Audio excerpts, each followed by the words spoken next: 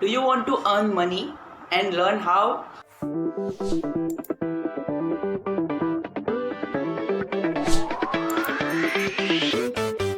Hello everyone, I am Darshan Gala और आज मैं आपके साथ बहुत ही इम्पोर्टेंट एंड इंटरेस्टिंग बुक के बारे में बात करने वाला हूँ। That is learn to earn, written by Peter Lynch. Peter Lynch एक फंड मैनेजर है एंड इन्वेस्टर है। वो अमेरिकन इन्वेस्टर है। उन्होंने इन्वेस्टिंग पर 3 से 4 बुक्स लिखी है और उसमें से आज मैं आपके साथ लर्न टू अर्न के बारे में डिस्कशन करूँगा। So watch this video till the end. ये बुक एक्चुअली बिगिनर्स के लिए है, मीन्स जिसको पर्सनल फाइनेंस, इन्वेस्टिंग, बजटिंग ये सब के बारे में नहीं पता।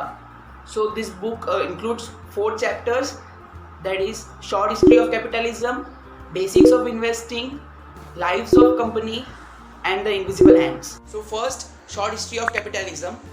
तो जैसे पब्लिक की डिमांड राइज होने लगी न्यू प्रोडक्ट्स के लिए, तो वैसे न्यू वेंचर स्टार्ट होने लगे और डिमांड हाई होने के कारण बिजनेसेस को लार्ज स्केल पे प्रोडक्शन करना पड़ा। तो बिजनेसेस को लार्ज स्केल पे प्रोडक्शन करने के लिए कैपिटल की रिक्वायरमेंट होती है, मनी की रिक्वायरमेंट होती है। तो वैसे ही ग्रेजुअली स्टॉक एक्सचेंज का कॉन्सेप्ट आया, यानी companies can raise the funds from public. तो पब्लिक से रेज कर सकती है मनी, तो in exchange of that company ना उनको हिस्सेदारी देगी यानी इक्विटी। तो it is known as equity share. तो जो भी पब्लिक कंपनीज में इन्वेस्ट कर रही है, they are known as shareholder, क्योंकि उनको कंपनी की हिस्सेदारी मिलेगी। सो वो शेयर होल्डर कहलाएंगे। तो वैसे ही ये कैपिटलिज्म का कॉन्सेप्ट आया। तो अभी कंपनीज जैसे धीरे धीरे ग्रो होंगी, अच्छा परफॉर्म करेगी, तो उसकी इक्विटी प्राइस भी ऑटोमेटिकली बढ़ेगी, यानी public will find this company more attractive. So वो लोग उनके इक्विटी शेयर्स बाय करेंगे। तो जैसे ही डिमांड बढ़ेगी वो पर्टिकुलर कंपनी की, तो उसकी इक्विटी शेयर की बाइंग भी बढ़ेगी, तो वैसे ही उसकी प्राइस भी बढ़ेगी। तो that's how investors can benefit from it. और अदर देन दैट डिविडेंड्स भी 6 मंथली या फिर ईयरली पे होते हैं। तो that's how all capitalism concept came into picture. So अभी second chapter, basics of investing. इसमें पीटर लिंच ने कैसे कंपनी का वैल्यूएशन करना है, प्रॉपर्ली कैसे करना है, वो सब के बारे में डिस्कशन किया है। तो इसमें 6 मेजर थिंग्स बताई गई है जो आपको ध्यान रखना है while investing. So first is spend less than you earn, यानी जो भी आप अर्न करते हो उसमें से हो सके उतना कम एक्सपेंस करो एंड वो मनी को सेव करो और वो सेव्ड मनी को आप इन्वेस्ट करो। So second, power of investing in stocks. तो यहाँ पे पीटर लिंच कहते हैं कि बहुत सारे वेज है आप इन्वेस्ट कर सकते हो, जैसे गोल्ड हो गया, FD हो गया, फिर real estate and all, but why stock market only?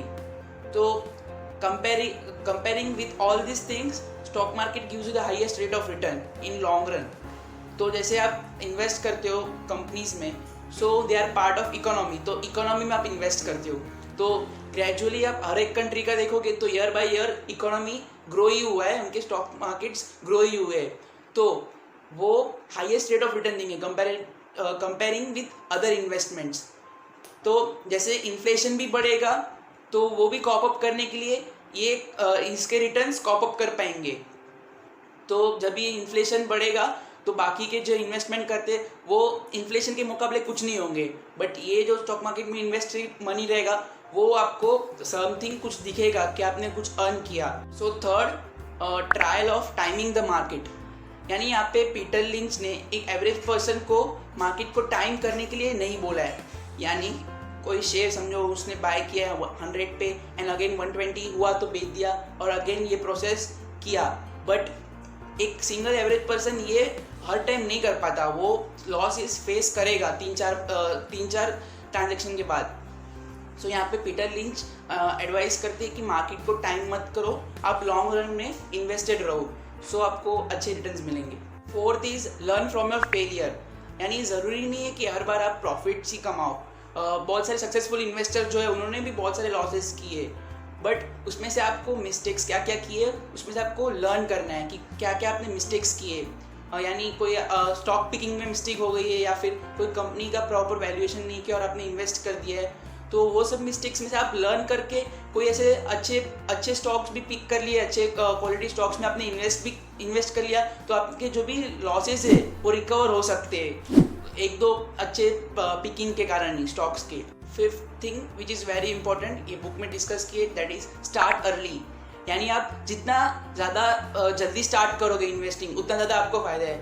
For example, आप कोई ग्रोइंग कंपनी में आपको अच्छे प्राइस पे अगर इन्वेस्ट करने के लिए शेयर्स मिल जाते हैं इन्वेस्ट करने के लिए, तो आपको फिर लॉन्ग रन में बहुत ही ज़्यादा हाई रिटर्न्स मिलेंगे। So comparing to starting in the mid, start as soon as possible. Sixth is stock prices are not the top priority. यानी इसमें पीटर लिंच कहते हैं कि आप स्टॉक प्राइसेस को ट्रैक मत करो कि इसका प्राइस बढ़ रहा है तो चलो भागो इसके पीछे, यानी फैंसी स्टॉक्स को चेस मत करो। यहाँ पे पीटर लिंच ऐसा सुझाव देते हैं क्योंकि एक एवरेज पर्सन ऐसे करके नहीं कमा पाएगा, एक सिंगल पर्सन ऐसे नहीं कमा पाएगा। सो इसमें पीटर लिंच क्या कहते हैं कि आप पूरे प्रॉफिट्स देखो, उनके एनुअली प्रॉफिट्स देखो, पास्ट प्रॉफिट्स देखो, कैसे वो प्रॉफिट्स कर रहे हैं, उसका मैनेजमेंट कैसा है, कैसे वो वर्क कर रहे हैं और कैसे ग्रो हो रहे, वैसे आप इन्वेस्ट करो तो आपको लॉन्ग रन में फ़ायदा है। क्योंकि जैसे हम कोई फ़ोन खरीदते तो पूरा उसका सब देखते हैं, कैमरा, रैम, रोम, स्टोरेज एक्सेट्रा, तो वैसे ही कंपनी में इन्वेस्ट करते हो तब भी आप पूरा उसका एनालिसिस करो, रिसर्च करो, then only you invest in it. So third chapter, lives of company.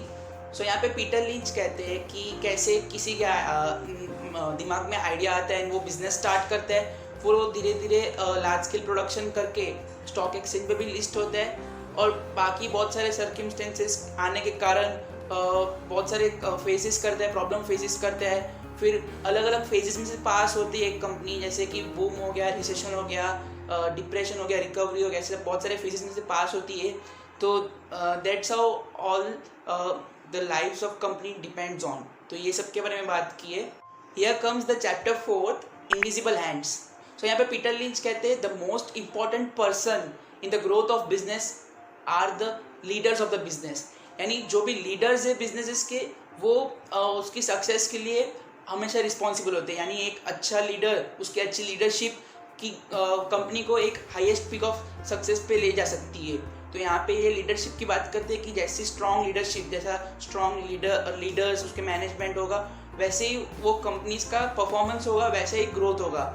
For example आप ले लो एप्पल, उसके स्टीव जॉब्स, फिर general electronics, Jack Welch, Tata, Ratan Tata, फिर रिलायंस, मुकेश अंबानी। सो ये सब प्रूव करते हैं कि लीडर्स अगर स्ट्रॉन्ग होंगे और वो प्रॉपरली सब मैनेज करके ग्रो करेंगे, सो कंपनी का सक्सेस श्योर है एंड उसका ग्रोथ श्योर है। So this was the short book summary of book learn to earn by Peter Lynch. ये book actually beginners and students के लिए है, जिसको थोड़ा भी इन्वेस्टिंग के ऊपर नहीं पता, the people coming from non financial background, उनके लिए ये बुक सही है। यहाँ पे ऑथर ने बहुत ही बेसिक्स बातें की है इन्वेस्टिंग पर। सो ये बुक की लिंक आपको डिस्क्रिप्शन में मिल जाएगी, और पीटर लिंच ने बाकी डिटेल्ड इन्वेस्टिंग पर भी बुक्स लिखी है 3-4, उसकी भी लिंक आपको डिस्क्रिप्शन में मिल जाएगी। So if you find value in this video, please like, comment and share, and yeah, subscribe to my channel. Thank you.